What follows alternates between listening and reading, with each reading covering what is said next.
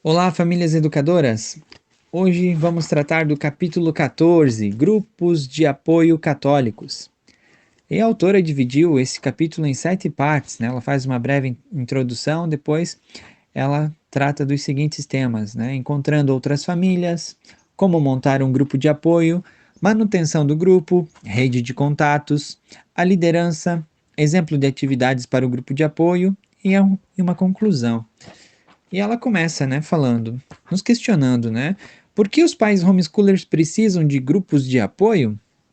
A maioria das mães homeschoolers tem a resposta na ponta da língua, porque é necessário contar com o apoio moral de outros pais e mães católicos, normalmente mães, né, que frequentam as mesmas tensões e podem compartilhar suas experiências com a educação domiciliar. Os escritos do Papa e de muitos padres extraordinários, como o padre Robert Fox e o falecido padre John Harnon, deixam claro que as famílias católicas devem unir-se para ajudar umas às outras a perseverar na virtude, sobretudo vivendo em uma cultura anticristã e hostil como a nossa. E aqui a autora continua citando, né? Nós católicos buscamos na Igreja Católica, em nossa fé e em nossa cultura, as soluções para os nossos problemas. Nossa crença na remissão dos pecados, no sofrimento e no sacrifício é distintamente católica. Nossa atitude em relação aos filhos, à contracepção e ao casamento é distintamente católica. A maioria de nós, a autora cita, né? A maioria de nós somos mães marianas, que desejamos ser como nossa Mãe Santíssima no que diz respeito ao casamento, à família e à educação domiciliar de nossos filhos. Portanto, quando nós, mães católicas homeschoolers, nos encontramos diante de qualquer um desses problemas de cunho íntimo e familiar, queremos consultar outros católicos. Quando o padre John Harnon ministrou um seminário sobre o matrimônio no Christendom College, concluiu sua apresentação lembrando-nos de que e aqui, né, tá entre abre aspas, né, o padre John Harnon. Olha só que ensinamento maravilhoso que ele nos dá. Assim como os membros de uma família devem ser instrumentos da graça uns para os outros, as famílias e matrimônios católicos o devem ser para este mundo em que vivemos. Fecha aspas. Muito bem colocado nesse ensinamento do padre John, né? É, principalmente porque mostra a necessidade de nós famílias estarmos em contato com outras famílias, né? Porque uma família por si só não se sustenta, assim como a gente já viu no capítulo 3, principalmente quando a autora cita Divini Ilius Magistri, né, do Papa Pio XI, né, mostra claramente a questão que a família é uma sociedade imperfeita. Então ela precisa das outras famílias, ela precisa dessa convivência em sociedade, né, para assim, tutelada pela igreja, tornar-se, né, e apenas junto com a igreja, abaixo da autoridade da igreja, ser as famílias formarem a sociedade perfeita. E então, como é importante, né, que as famílias e matrimônios católicos o devem ser para este mundo em que vivemos, né, instrumentos de graça uns para os outros. Que belo ensinamento do padre John Harnon. Ao mesmo tempo em que desejamos evangelizar outras pessoas para que se aproximem de Cristo, precisamos nos relacionar constantemente com aqueles que nos ajudam a fortalecer nossa fé. Um grupo de apoio católico pode ajudar mães, pais e filhos a melhor compreender e viver a autêntica vida católica. Mulheres com filhos adultos e que já não praticam o homeschooling devem continuar levando a sério o chamado à evangelização. Sua obrigação, primeira nesse momento da vida, é servir a seus filhos e netos. Porém, essas avós homeschoolers devem estar dispostas a ajudar as novas mães, a quem tanto podem ser úteis as palavras de mães católicas experientes. Encontrando outras famílias, né? O primeiro tema. Então, belíssima introdução que a doutora Mary Kay Clark fez, né? Mostrando a razão da necessidade dos grupos de apoio católicos. E que bacana, né? Como lá nos Estados Unidos já tem muitos anos, né? Os grupos de apoio, então já contar com até as avós homeschoolers. No Brasil a gente vê que ainda estamos nascendo, né? Então logo nós seremos os vovôs homeschoolers aí, não é mesmo? Encontrando outras famílias. Uma vez estabelecida a importância de grupos católicos de apoio ao homeschooling, precisamos encontrar outras famílias católicas com interesse e valores semelhantes. Muito importante isso aqui, ó, com interesses. Se não houver um grupo formado em sua região, as sugestões a seguir podem lhe ser úteis. Talvez você sinta intimidado diante do que vou recomendar, mas tenha confiança em Deus, não em você. Peça-lhe ajuda para que você seja um instrumento da graça para as outras pessoas. Não se preocupe com o que você dirá ou que fará. Deus lhe dará o que for necessário. Primeiramente, descubra se já existe um grupo de apoio ao homeschooling em sua paróquia ou pela sua região. Se você for recém-chegado a uma paróquia e não conhecer muitas pessoas, procure uma família com muitos filhos e lhes pergunte sobre grupos de apoio ao homeschooling pela região. Lembrando que aqui, né, ela está escrevendo para os Estados Unidos, né, a realidade dos Estados Unidos. Caso não haja grupos católicos, visite o que estiver mais próximo, que provavelmente será protestante. Deixe claro que você é católico e gostaria de compartilhar ideias com outros católicos. Pergunte aos membros se algum deles é católico ou se conhece algum católico que pratica o homeschooling ou tenha interesse em fazê-lo. Deixe um cartão de visita, contato, né, alguma coisa assim, com o seu nome, endereço, telefone e peça aos membros do grupo para entregá-lo a algum católico. Escreva no cartão algo como "em busca de homeschoolers católicos para formar um grupo de apoio".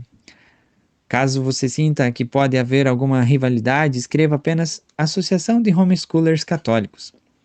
Distribua seus cartões em congressos regionais e estaduais sobre homeschooling. Se houver a possibilidade de você organizar uma mesa em um desses congressos, faça um com o tema Homeschooling Católico, na qual você possa expor seus livros, planos de aula e outros materiais católicos. O website da Seton School disponibiliza uma lista de congressos católicos sobre homeschooling, onde você pode encontrar as informações de contato dos organizadores. Né? Então, olha só que bacana que a organização que já existe. Né?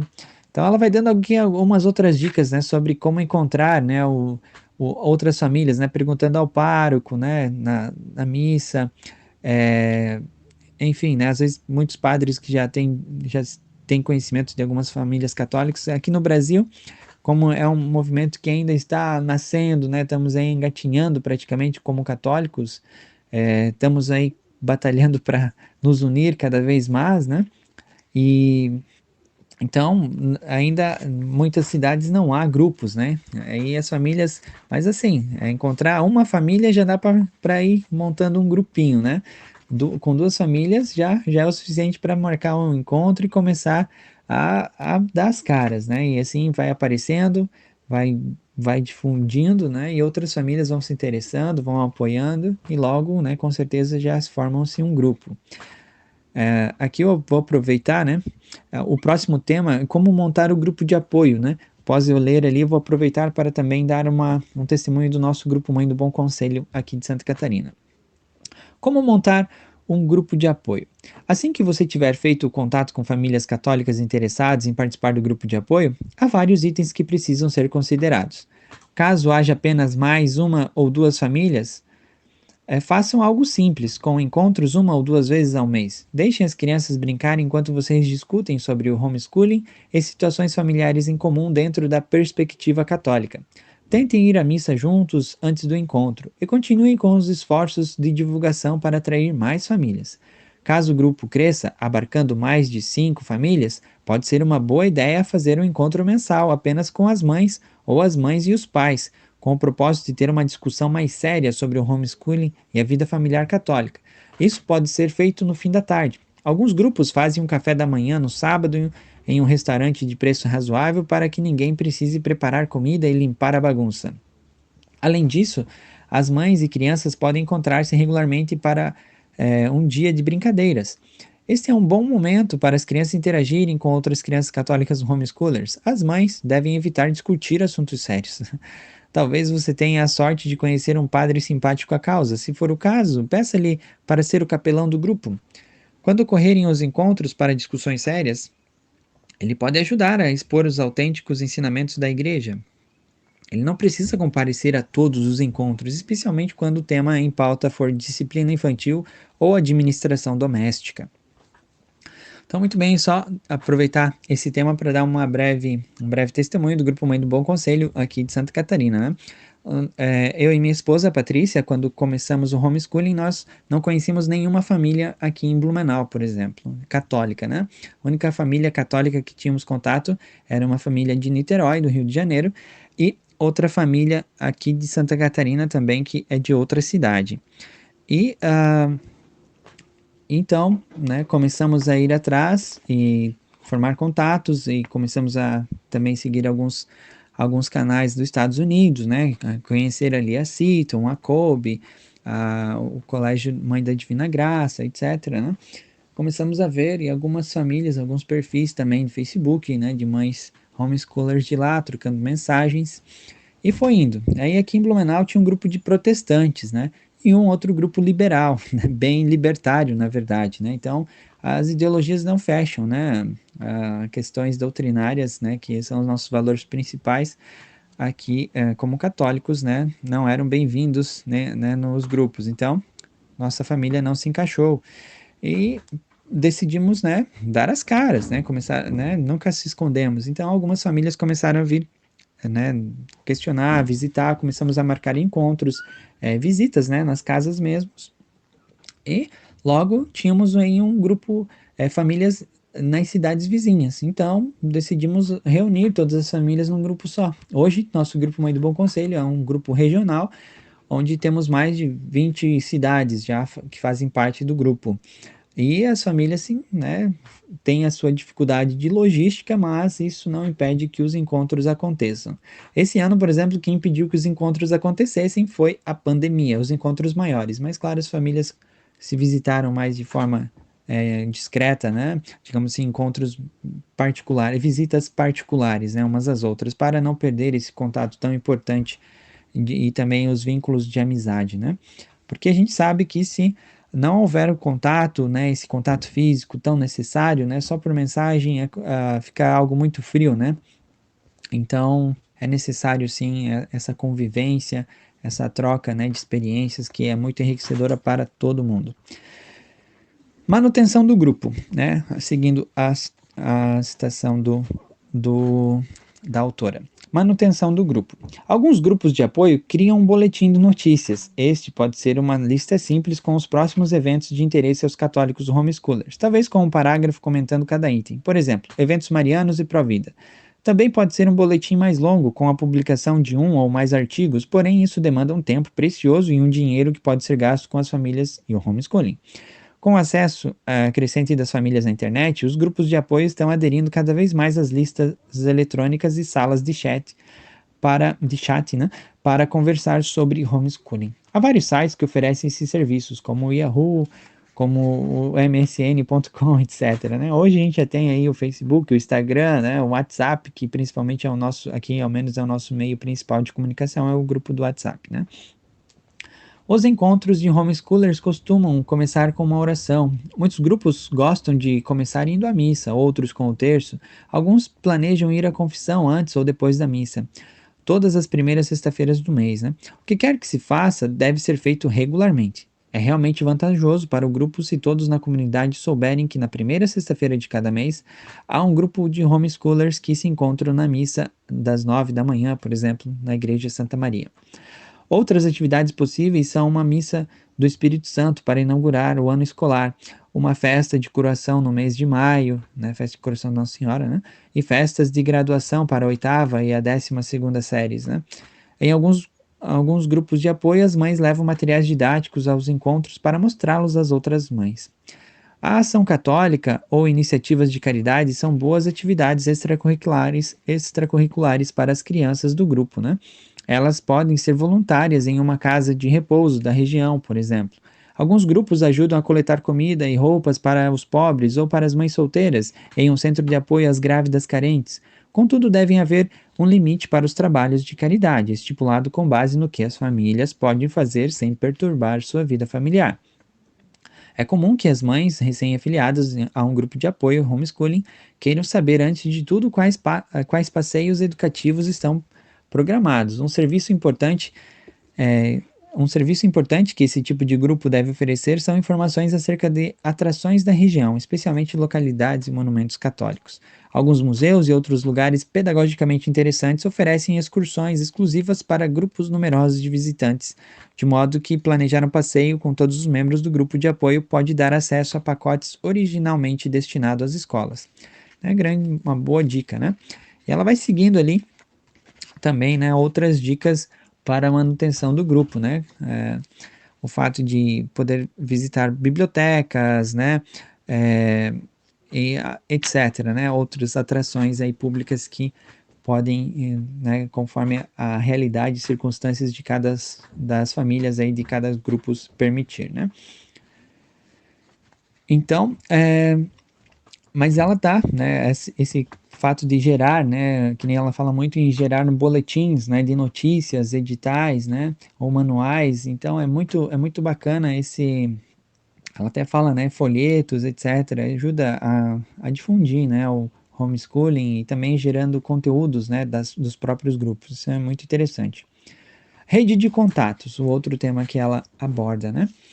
Então, o propósito de formar o grupo de apoio ao homeschooling na sua região é fomentar o contato entre as famílias, que deverão ajudar-se mutuamente diante de problemas familiares ou relativos ao homeschooling. Esse é o principal objetivo, e às vezes é o único. No entanto, para alguns grupos pequenos, especialmente em comunidades rurais, a existência de uma rede de contatos pode ser útil à organização de uma conferência regional, anual ou uma feira para exposição de materiais e currículos, né? Que no Brasil ainda não temos essas feiras, né? Logo precisamos começar a movimentar, né? Criar currículos verdadeiramente católicos, né? Para o homeschooling, né? Hoje ainda estamos carentes disso. Tais encontros podem ser de grande incentivo aos pais, ao mesmo tempo em que permitem que cada família conheça um grupo numeroso de pessoas que também praticam o homeschooling. São boas ocasiões para que alguns maridos céticos e outros parentes passem a ver o homeschooling com melhores olhos. Não é necessário realizar um congresso estadual ou regional, porém, se a ideia for exequível e muito bem divulgada, pode atrair novas famílias ao homeschooling. O evento não precisa durar um dia inteiro. Pode ocorrer em um sábado de manhã, contando com 2 ou 3 palestrantes e alguns vendedores de materiais para homeschooling. Tenha em mente que, para pessoas viajando a longas distâncias, é difícil aproveitar devidamente um evento que dure o dia inteiro. Grupos de apoio menores devem fazer seu máximo para divulgar os congressos estaduais sobre homeschooling católico. Né? Então, ela fala para divulgar, né, e dar as caras. É outra realidade nos Estados Unidos, não é mesmo? Mas no Brasil, né, a gente precisa mostrar que o homeschooling também é uma realidade, né? Os grupos de apoio são muito importantes nessa função, né? A principal função, né, é isso, né? Mostrar à sociedade que nós existimos. A liderança, né? Mais de 2 décadas de experiência com grupos de apoio de homeschooling ensinaram-nos algumas lições importantes sobre o que funciona e o que não funciona neste campo. Grupos de apoio devem oferecer simplesmente isso: apoio. Quando as atividades de um grupo são frequentes demais ou quando os pais sentem-se impressionados a participar de muitas atividades, prejudica-se a tarefa primordial que é ensinar as crianças. Ou seja, em primeiro lugar é o matrimônio e a casa e a educação das crianças, né? Não vamos tornar o grupo de apoio um peso, né, para as famílias. E ela vai descrever justamente isso nessa parte, né? Então, ela vai falar, né, antes de uma mãe ou um pai professor assumir o compromisso de liderar um grupo de apoio, deve considerar a possibilidade de dividir essa tarefa com mais alguém. Nosso tempo é quase todo ocupado com o ensino de nossos filhos, os cuidados com nossa família, a administração de nossas casas e nossas tentativas de ser bons pais e cônjuges. Seja honesto diante de Deus, reze para saber com clareza quais são as suas responsabilidades e aproxime-se da liderança com cautela.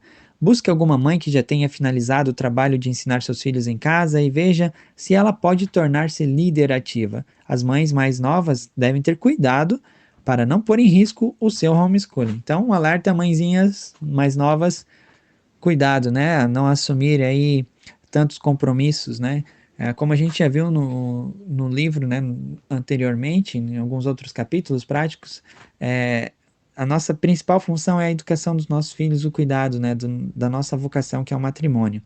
Então, assim, a gente já tem que renunciar a muitas coisas, principalmente atividades até mesmo pastorais, né, digamos assim, dentro da igreja, para não viver atolados de reuniões e mais reuniões, né, reunião da liturgia, da música, do grupo de oração, enfim, de tantas outras questões e atividades que muitas vezes não cabem mais a nós, pais que estamos aí no processo educativo dos nossos filhos, né, pequenos, né, que dependem totalmente de nós. Exemplos de atividades para os grupos de apoio. Um grupo de apoio ao homeschooling situado em Nova Jersey organizava uma excursão a um mosteiro, e no caminho as crianças confeccionavam terços que depois eram doados a diversas instituições de caridade católicas. Eles também faziam uma festa de aniversário para Nossa Senhora em setembro, e uma festa do Dia de Todos os Santos em 31 de outubro, na qual as crianças se fantasiavam de santos. Na Flórida, um grupo de apoio ao homeschooling pediu a um pároco que abençoasse as crianças e seus pais, bem como seus materiais de estudo. Com a aproximação do sacerdote, os pais conseguiram reunir-se com o diretor de educação religiosa para mostrar os materiais católicos utilizados no homeschooling. O grupo encontra-se às primeiras sexta-feiras do mês para assistir à missa e trocar experiências. É isso, né? Tratando de exemplos de grupos, né? Em outra localidade lá, um grupo de apoio ao homeschooling reúne-se para discutir as mais variadas questões, como autodisciplina, organização, montagem de cronogramas, avaliação das crianças, ideias para a quaresma, Semana Santa, impressões sobre um livro de química com experiências para se fazer em casa e a importância da oração e de se praticarem as virtudes cristãs. O grupo encontra-se em uma igreja católica que conta com uma sala construída pelo padre para uso das famílias homeschoolers. Um grupo na Virgínia edita um boletim de notícias. Eles relatam suas excursões, como uma visita a um mosteiro e uma casa para freiras aposentadas, etc. Né? Daí ela vai citando, né, que fazem grupos de oração do Santo Terço, novenas, missa, praticam ali algumas excursões para os santuários, né, sagrados ali, né, dos santos. Por exemplo, até o Santuário Nacional de Santa Elizabeth Ann Seton, né, em Emmitsburg, né, que é ali a padroeira, né, da Seton, dos homeschoolers nos Estados Unidos, né. Um grupo na Filadélfia organizou um retiro para os meninos homeschoolers em um seminário da região. Um grupo de Ohio faz visitas semanais a um convento onde as crianças aprendem música católica com as freiras e assistem a uma palestra com o padre. Aqui em Front Royal, na Virgínia, uma das mães conseguiu que nosso pároco realizasse uma bênção e uma cerimônia em homenagem ao menino Jesus de Praga, com o propósito de abençoar as crianças e aos pais antes do início do ano escolar. É muito, muito rico, né? E aqui ela até cita, né, que o padre até utilizou seus candelabros mais suntuosos, né? Preparou muito, muito bem a igreja para acolhê-los, né? Então, após as orações ao menino Jesus de Praga, né, ele cantou em latim as canções da bênção e encerrou a cerimônia abençoando-nos com água benta. Que riqueza, não é mesmo? Poder ter um padre amigo, um padre pai, né, que possa acompanhar o grupo. Conclusão, né? Os exemplos dados acima de atividades realizadas por grupos católicos de apoio ao homeschooling representam apenas uma parcela minúscula dos relatos que recebemos regularmente das famílias homeschoolers. A importância de tais grupos tem crescido para as famílias. Eles são fonte de oportunidades religiosas e sociais, além de apoio moral, e são, por isso, de extrema importância para o sucesso do homeschooling nas famílias católicas. Aqui eu compartilho a visão da autora, né, falando sobre o nosso grupo Mãe do Bom Conselho, que temos por finalidade, né, unir as famílias em prol da educação católica dos nossos filhos. Sabemos, né, que no Brasil, né, não podemos tapar o sol com a peneira, né, há muitas vertentes dentro da Igreja Católica e, infelizmente, causam muitas divisões entre os leigos, né, não somente entre o clero, mas entre os leigos também, né, então há muita divisão, né, e unir, né, os leigos é um grande desafio. Em qualquer pastoral, em qualquer trabalho que for fazer, né, esse papel de unir as famílias, unir os outros, fazer algo em conjunto é sempre um grande desafio. E aqui no Grupo Mãe do Bom Conselho, o nosso grande desafio é a logística, né? Então, nós temos, as famílias seguem, né, diversas realidades dentro da igreja, diversas vertentes, né, católicas, e nós respeitamos né, essa realidade de cada família, né? Então, temos desde famílias que vivem, né, em ambientes mais tradicionais, até também, digamos, diversas áreas dentro da igreja, né? Diversos carismas dentro da igreja, até mesmo as famílias que vivem em comunidade de vida, né, carismáticas. Então, nós respeitamos a escolha de cada família, mas temos por finalidade a educação católica, né, dos filhos, incentivar as famílias que cada vez busquem mais a verdadeira educação católica dos filhos, né? E, e viver, né? Conseguir cumprir sua missão de educar, né, seus filhos para Deus, que é o princípio e fim último de todas as coisas. Então, eu deixo aqui meu abraço aos senhores. O próximo áudio trataremos do capítulo 15, né? Que será um tema também muito pertinente para os nossos tempos, que é respondendo às autoridades. Né? Então, trataremos aí de umas partes jurídicas, né? Aí também lá da parte do homeschooling nos Estados Unidos, né? Muito importante também o exemplo que eles nos dão. Um grande abraço a todos vocês, salve Maria Santíssima!